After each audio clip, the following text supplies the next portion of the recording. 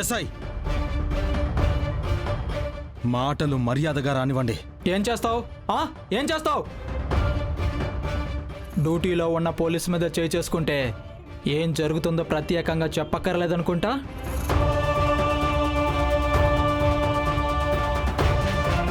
అనవసరంగా nuisance create చేయకండి. బయటికి వెళ్ళండి, లేదంటే బయట మీడియా ఉన్నారు, పిలుస్తాను.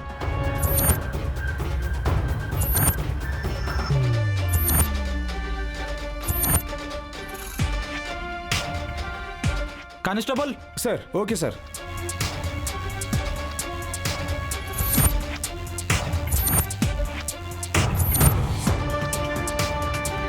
రండి.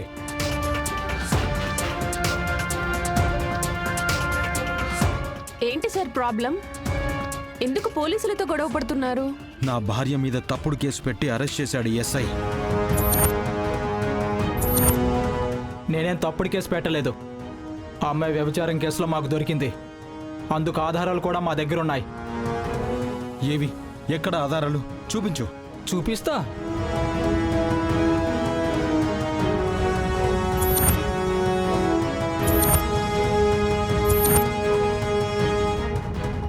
నీ పేరేంటి? మ్యాగీ. నువ్వెప్పుడొచ్చావు? ఈ బిజినెస్ కొత్త? అవును, ఈ బిజినెస్ కి కొత్త. నీ రేట్ ఎంత? 50,000.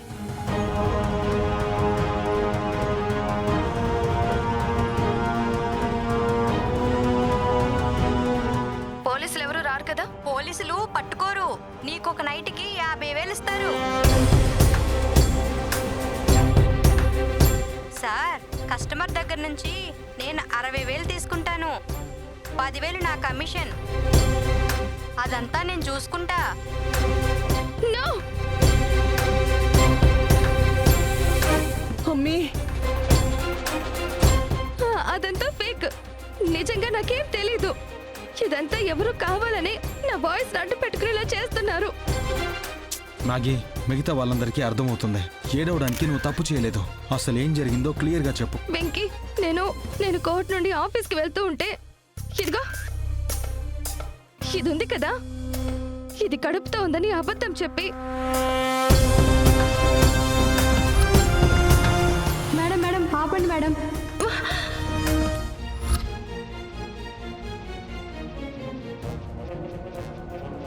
నొప్పులు వస్తున్నాయి.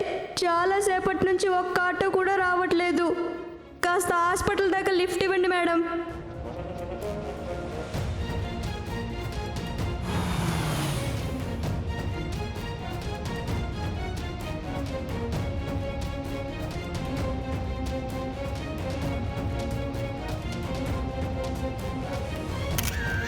హే, ఎవరు చేయించారా ఇదంతా? ఎవరు చేయించడం ఏంటి? మేమిద్దరం కలిసే చేస్తున్నాం. హే, హలో, ఏంటి వాళ్ళని బెదిరిస్తున్నావు? అది కూడా నా స్టేషన్లో? మ్యాగీ, నువ్వు ఏడవాల్సిన పని లేదు. ఏడవడానికి నువ్వు తప్పు చేయలేదు.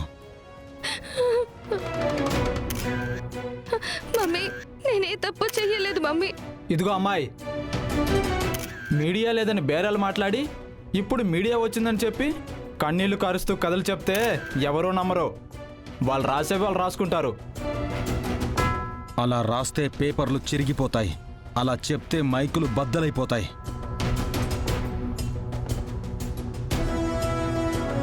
ఏంటి సార్, మీడియాకే వార్నింగ్ ఇస్తున్నారా? లేదు, నా భార్యని తప్పుగా ప్రొజెక్ట్ చేస్తే చట్టమైనా మీడియా అయినా ఇంకెవరైనా సరే లెక్క చేయను.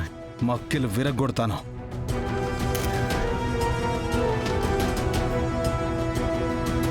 ఆ తప్పుడు మనిషి నా భార్యని లిఫ్ట్ అడిగింది. కడుపుతో ఉన్నాను, నొప్పులు అని చెప్పి కారెక్కింది. ఇలా రేటు బిజినెస్ అని తనకి తగ్గట్టు మాటలు మార్చుకోవడానికి నా భార్య చెవి కమ్మల రేట్ అడిగింది. ఆ మాటల్ని ఇలా ఫ్యాబ్రికేట్ చేసి వినిపిస్తే కేసు రాస్తారా? ఇలాంటి బేస్లెస్ వాటిని మీరు ప్రొజెక్ట్ చేసి ఒక ఆడపిల్ల పరువు తీసే పని చేస్తారా?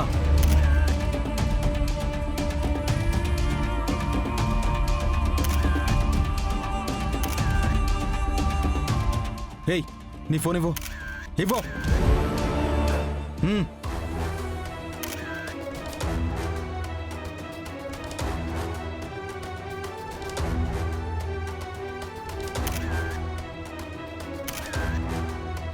ఆవిడ ఫోన్కి కంటిన్యూస్గా ఈ అన్నోన్ నెంబర్ నుంచి కాల్స్ వచ్చాయి. వాట్సాప్లో ఏవేవో మెసేజ్లు వచ్చాయి, అవి కూడా డిలీట్ అయ్యాయి.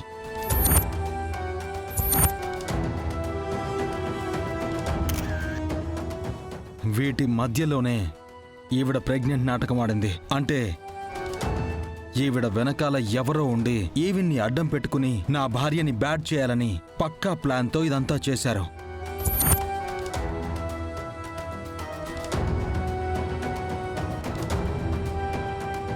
ఈ నంబర్ని ట్రేస్ చేసి చూసారా?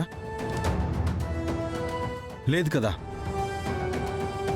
ఆ ఫేక్ అండ్ ఫ్యాబ్రికేటెడ్ ఆడియోని పట్టుకుని ఒక ఇండస్ట్రీస్కి ఎండి అయిన నా భార్యని అరెస్ట్ చేస్తారా?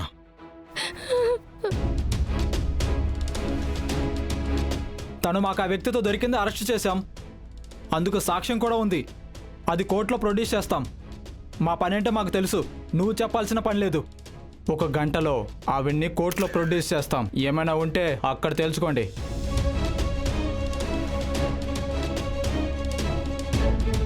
ఎస్ఐ, ఫోన్లో ఆ తప్పుడు మనిషి ఎవరితోనో మాట్లాడినదని చెప్తా ఉంటే అది ఎంక్వైరీ చేయకుండా కోర్టు తీసుకుపోతానంటావేంది? నువ్వు కూడా అమ్ముడుపోయినావా ఏంది? 1 గంట ఆగండి అఖిలాండేశ్వరి గారు. నేను అమ్ముడిపోయానా లేక ఆ అమ్మాయి అమ్ముడుపోవడానికి వెళ్ళిందా అనేది కోర్టులో తెలుస్తుంది.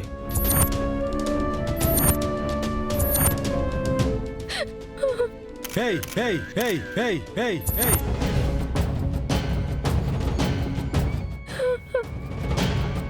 ఇంకొక మాట మాట్లాడితే నిన్ను ఇక్కడే చంపి నేను కోర్టుకు వెళ్తాను. ఏంటి సార్, చట్టం గొంతుని నొక్కుతున్నారా? లేదండి, అసత్యాన్ని అదుపు చేస్తున్నాను. అది కోర్టులో చేయొచ్చు కదా. కోర్టుకా? నా భార్యని కోర్టు మెట్లెక్కిస్తే నేను ఉండి ఉపయోగం ఏంటి? తను తప్పు చేయలేదని ఆధారాలతో సహా ఇంకొక గంటలో నిరూపించి నా భార్య నిప్పు, వీడు తప్పు అని మీడియా ముందు ఆధారాలతో సహా బయట పెట్టి నా భార్యని ఇక్కడి నుంచి బయటికి తీసుకెళ్ళిపోతాను. మీ మీడియా వాళ్ళు ఇక్కడి అసత్యం బయటికి పొక్కిందంటే మాత్రం చెప్పాను కదా, చిరిగిపోద్ది. మ్యాగీ, ఒక్క గంట, ఒకే ఒక్క గంట ఓపిక పట్టు, వచ్చి నేను తీసుకెళ్ళిపోతాను.